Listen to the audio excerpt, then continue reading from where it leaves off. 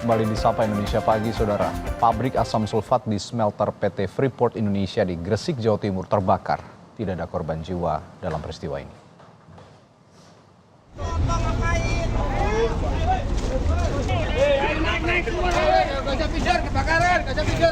Karyawan PT Freeport Indonesia panik.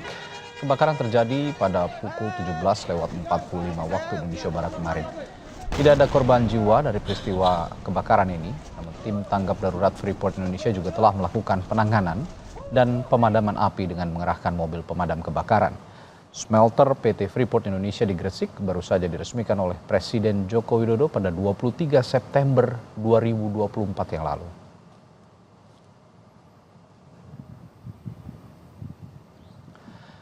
Lalu apa penyebab dan bagaimana kondisi terakhir smelter Freeport di Gresik, Jawa Timur?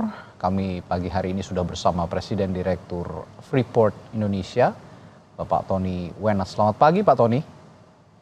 Selamat pagi.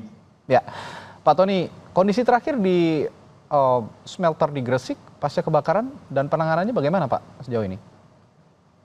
Jadi memang kan pukul 17.45 kemarin terjadi kebakaran di gas cleaner plant yang jadi bagian dari rangkaian produksi asam sulfat.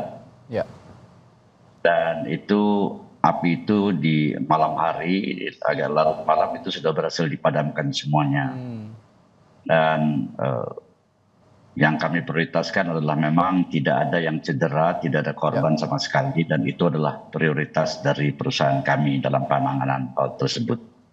Baik, penyebabnya sudah diketahui, Pak, sejauh ini? Nah, setelah api padam ini barulah kemudian kita melakukan investigasi. Kami bersama-sama dengan Cioda sebagai EPC kontraktor yang melaksanakan hal itu akan sedang melakukan investigasi menyeluruh ya atas penyebab-penyebab terjadinya kebakaran dan juga meninjau ulang rangkaian proses produksi kami. Walaupun hal ini sudah dilakukan, kan kami sudah mulai selesai konstruksi itu sampai di bulan Juni tahun 2024 ini. Dan dari situ dilakukan rangkaian uji coba, trial and error untuk seluruh rangkaian proses produksi. Namun memang sangat disayangkan terjadi musibah ini sehingga kita perlu mengkaji sekali lagi dan melakukan investigasi atas penyebabnya apa. Berarti masih diinvestigasi sampai saat ini dan ada asesmen juga ya kabarnya, Pak ya? Bagaimana? Ada asesmen juga dari PT Freeport kabarnya begitu ya? Ya, dari kami bersama-sama dengan EPC Cioda dalam hal ini dan juga dibantu oleh tim expert dari Freeport McMoran dan juga dengan konsultan-konsultan kami expert-expert di bidangnya untuk melakukan investigasi atas hal ini. Oke, tapi kalau untuk operasional ada gangguan, Pak, sejauh ini dengan adanya kebakaran kemarin? Tentu saja hal ini berdampak kepada operasional, terpaksa kami hentikan dahulu sementara karena memang produksi katoda tembaga itu akan menghasilkan akan ada gas buang sulfur yang harus di-capture dalam plant ini ya, glass cleaning plant ini di-capture di situ, dibersihkan di situ, baru kemudian diproses menjadi H2SO4. Dengan terjadinya kebakaran, maka untuk sementara proses produksi akan berhenti terlebih dahulu. Kalau proses produksi berarti akan ada hitung-hitungan kerugian juga artinya Pak ya dengan berhentinya proses produksi. Ada berapa besar kerugian kira-kira yang ditimbulkan jika proses produksi ini berhenti, Pak? Tentu ini akan kita menjadi bagian dari apa yang kita lakukan investigasi. Dari hasil investigasi tersebut akan kita ketahui penyebabnya dan juga dampak kerugian dari plant tersebut yang terbakar beserta bagaimana penundaan produksi ini akan berapa lama dan juga tentu hitung-hitungan akhirnya akan seperti apa. Kira-kira seperti itu. Oke, Pak Tony, ini kan smelter Freeport di Gresik ini baru saja diresmikan sebenarnya oleh Pak Presiden Joko Widodo ya pada 23 September yang lalu. Nah mungkin masyarakat awam juga belum banyak yang paham begitu pabrik asam sulfat di smelter Gresik ini untuk pasokan apa, untuk operasional apa, dan apa manfaatnya sebenarnya? Jadi dari proses produksi dari konsentrat tembaga menjadi katoda tembaga, itu ada sisa hasil produksi berupa sulfur, Oke. berupa SO2 yang harus kita capture. Hmm. Karena itu adalah limbah B3, kita harus capture itu, kemudian kita bersihkan dia di gas cleaning plant yang terbakar ini, untuk selanjutnya kita tingkatkan menjadi asam sulfat nantinya.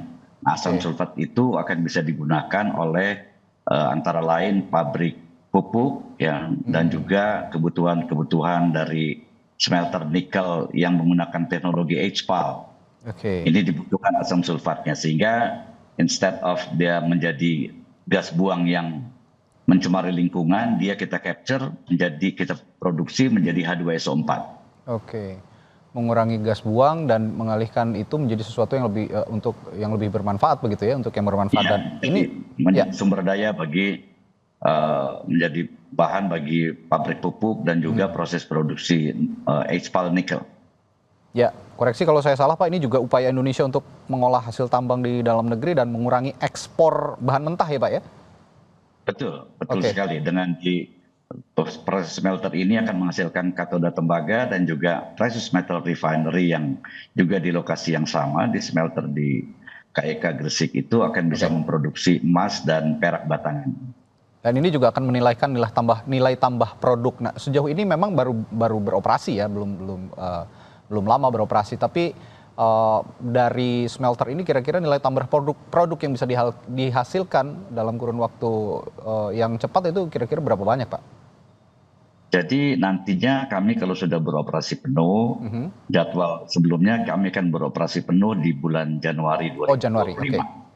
Kalau itu sudah produksi penuh sesuai dengan jadwal di 2025 Januari, maka akan bisa dihasilkan dalam setahunnya itu antara total dengan yang PT Smelting yang ada di Gresik juga akan bisa menghasilkan 900.000 sampai 1 juta ton katoda tembaga.